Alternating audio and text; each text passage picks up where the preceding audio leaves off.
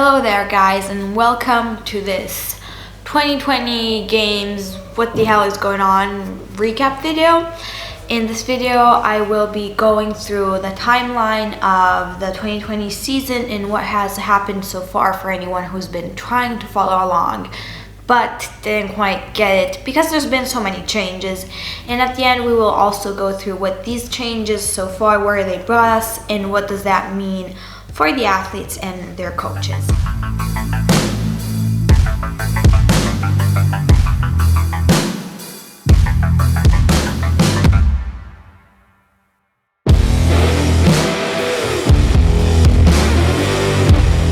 So around February, March, most big sports events, including the Olympics, decided to postpone their events up until 2021 at least.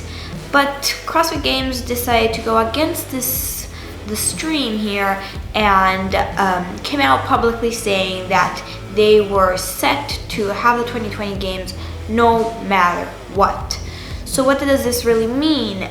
Especially considering the continuous new restrictions that have been put on by different countries to ensure the safety of their citizens.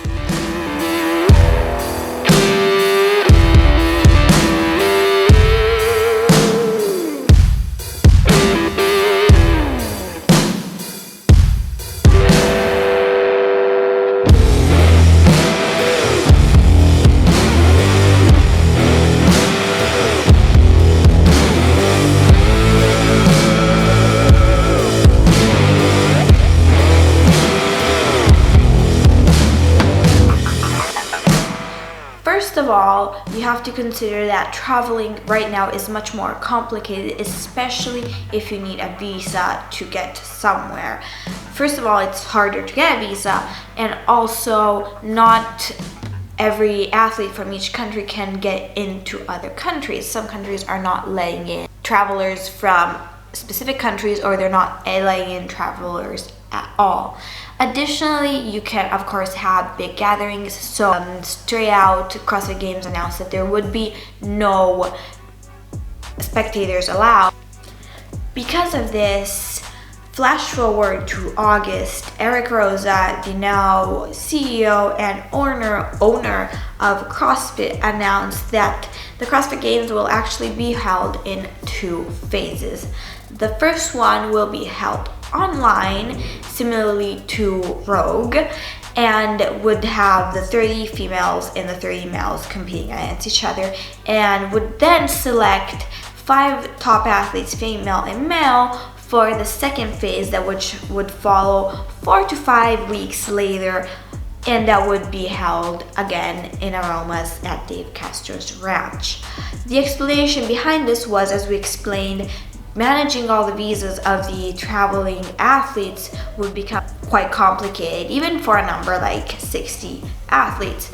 So bringing it down to 10 makes it much easier and makes the whole situation safer. Although these changes are completely understandable and justified, questions may arise, such as, can we consider this event as much of a test to find the fittest as in previous years?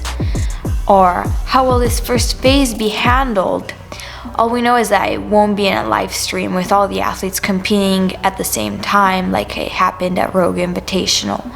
And finally, the most uncomfortable question for the community: is it even worth it to have the games if they have to be held in such conditions?